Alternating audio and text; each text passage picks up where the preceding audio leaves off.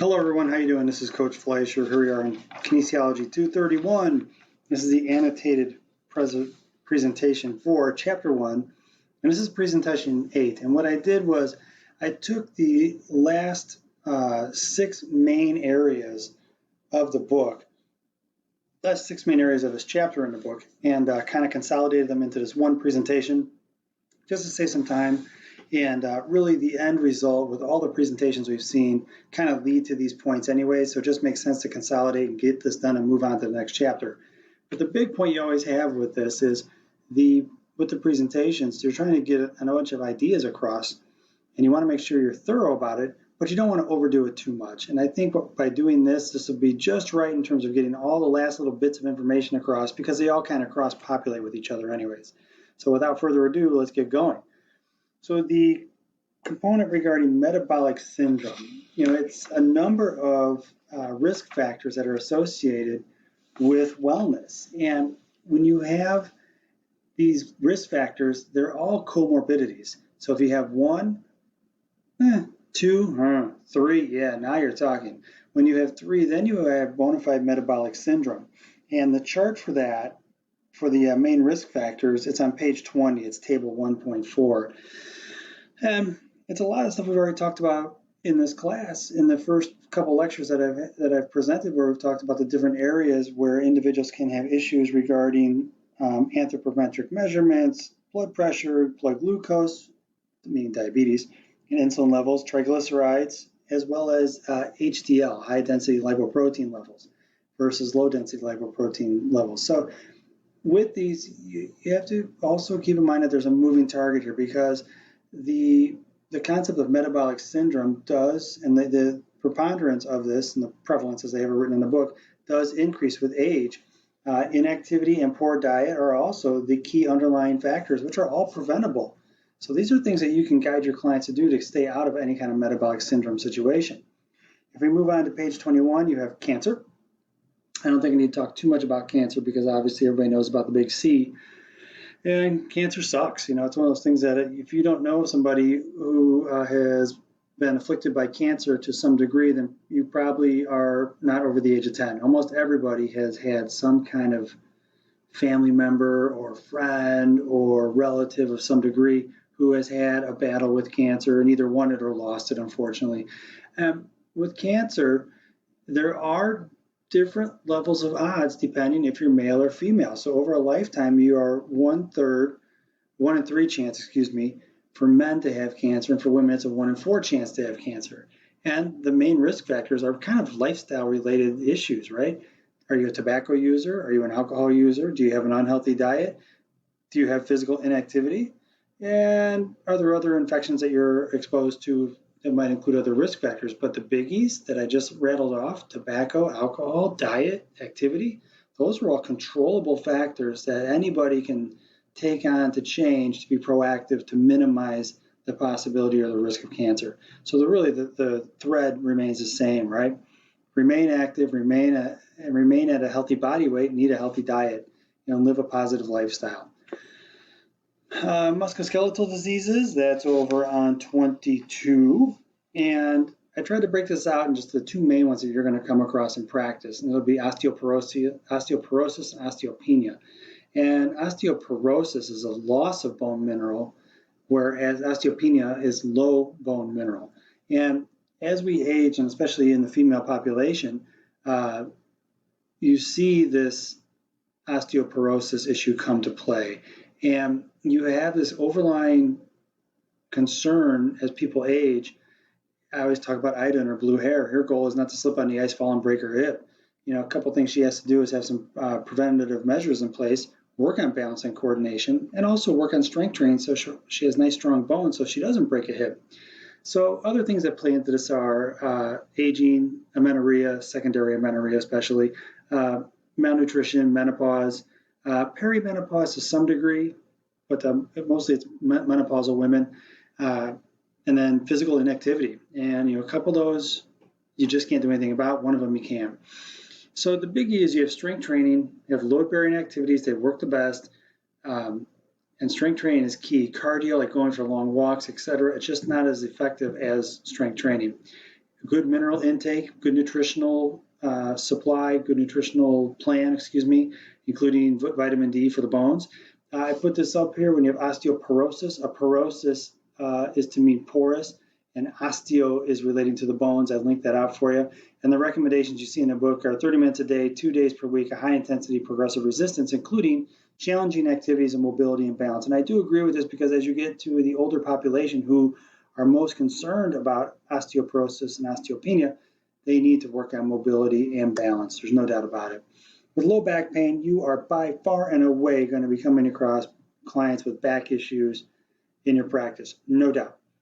But the pain felt in the back and what people perceive as an injury to the back, many times it's a soft tissue issue, and it has less to do with, say, like a traumatic injury, not to say and take away from people who have that, but usually it's a pain or discomfort and stiffness in the back. Now, if somebody was in a car accident, they had an injury, they have a disc herniation, perhaps they had a laminectomy or some type of fusion surgery, okay, that's different. But usually people come in and they just have some back issues. And you have to kind of work through it and talk with these people to get through the root cause.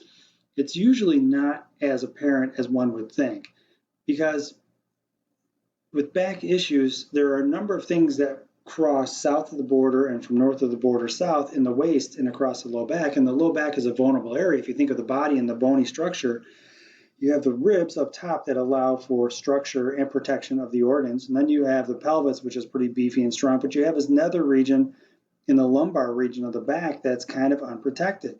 And what happens is from just lifestyle adaptations and being at work or having a leisure, lack of activity in leisure time, you tend to see people who have issues with the hamstrings, just tightness from sitting all day, hip flexor tightness because they're in a bent hip position. Usually people have weak glutes, which don't allow them to actually be in a good upright postural position. They have poor anterior chain flexibility because, again, they're sitting in a hip flex position all day long. And their core strength, and by core, I don't mean rectus abdominis and working at six-pack. I'm talking about functional movements across the core, transferring force across the bottom, across the midsection from the base up to the upper body and the upper body down to the base. And that's that transferability of force across the core that becomes key, not doing 1,000 sit-ups a day. And those are the biggies. And usually I always joke with my clients, I call it the triad, because usually there's 3 of those that people are afflicted by, and you can knock those out. You can help them with their low back pain within 1 or 2 sessions, and they'll never leave you. With aging, the book goes into length on this, and I'm really not going to delve too far into this with the telomeres and the autophagy, but and I thought this was interesting in terms of if you were to actually dissect the word. So you have auto pertaining to oneself, like automobile, right? And then phagy, P-H-A-G-Y, is a term used to describe devouring. So this process of scooping up damaged components at the cellular level and basically recycling them is, in essence, if you dissect this word, it is to devour oneself, to devour one's cells, to replace the damaged components and replace them with good components. So I'm not going to go too much further beyond that, but I just thought that was kind of fun to dissect that word for you guys so you can get an idea of, like, when you look at these words, you can look them up and kind of break them out and see what the heck you're actually talking about. So with cognitive performance, and man, as society is aging, this whole thing is, okay, I want to live longer, but it's really evolved to the point where people want to live better longer, and they want to have high functioning lives deep into their years. I'm not talking about just kind of people sitting in a rocking chair and watching reruns. I mean, these people, when you get into the 70-year-old bucket, they want to have good lives, and they want to share that life with their friends, and they want to share it with their spouse and their family. They do not want to be the bump on the log. So what you're seeing is people really want to live better, but live better for a longer period of time. And as we age, it's a natural fitness erosion, as I used that term earlier, but you want to slow that erosive process so people can lead that rich and fulfilling life, right? And it's partially dependent on having a cognitive ability to do so. And exercise is shown conclusively. I mean, we know it increases blood flow to the muscles and key regions of the brain. And it kind of makes sense. The brain is an organ that requires blood flow to survive. So to that end, if you look at that pie chart that I brought up in one of my other lectures, you can really kind of look at this and begin to assess the needs of a client and really allocate time to skill development for a particular functional area. Cognitive performance doesn't have to be somebody sitting down doing Sudoku while they're doing crunches. You can work on eye-hand coordination. You can work on balance, 1 foot balance, balance on a wobble board. You can work on transitioning balance exercises to work on people's equilibrium, to test the vestibular system, to have them work on changing elevation, changing head position, to make sure they stay in balance as they're changing position when they get out of a chair, for example. You can have a sequencing of movement patterns that you have people repeat over and over to force them to remember those movement patterns and apply them to a movement environment, so you tie in the cognitive and the physical abilities. There's many creative ways to do this, and by no means this is not exhaustive at all. So I urge you to be creative when you do this with your clients, to really work on this, to increase that blood flow of the brain, but also work on those regions of the brain and allow people to really not only survive but thrive later in life. And so the author brought this chapter kind of to a close. They were talking about exercise as medicine. I'm telling you, as a practitioner, I'm 100% on board with this. It is literally the best preventative medicine you can have. And it's also a tool that really allows people to eliminate pharmacological means. Exercise is wonderful. It's a wonderful tool to allow people to live a great life and not be reliant upon pharmacological agents to help them.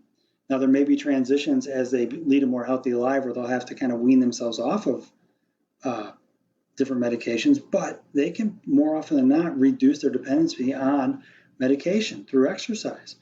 And also, there's all the other components that we talked about: quality of life, there's quantity of life, leading a longer life deeper into age, your older years. And, beyond that, what you see is this. And especially when you have a society that's so beholden to watching Netflix, spending time on our computer, communicating with people through a medium that is nothing more than a screen, working out and fitness in a fitness environment, it provides social interactions. It allows people to talk face to face. You have a sense of camaraderie as you're working out and making the trainer the bad guy because you can share notes on what he did with you during the week. There's an accountability to being in that environment because they have an appointment to come see you. And a sense of belonging are all kind of key attributes that you start to layer into a fitness program in a group setting. It's not just you and the client. I mean, granted, it is you and the client when you're working out. But if you're able to incorporate that kind of social component and that camaraderie and being able to kind of like introduce people and have this accountability between populations of people and create a wellness tribe, if you will, as the terminology is the industry right now, you are creating an environment to not only help your client initially, but you're helping them create relationships that will create a bond that will get them to come in and have greater adherence to an exercise program, which is doing nothing but helping them further. So I urge you to really make sure when you're with your clients, you shine a light on this and you really have the ability to have the soft skills to communicate with your clients and communicate with others, to be able to kind of, heighten that connectedness. Okay. As a practitioner, I'll talk about this a lot over the next couple of weeks, and I hope you get that from me, that there's a passion about helping others, but also it's a passion about having people involved in socializing and being involved in this process of fitness. So to that end, I'm signing off. This is the end of the truncated version or the abridged version for Chapter 1. Be on the lookout for more presentations. Have a great one.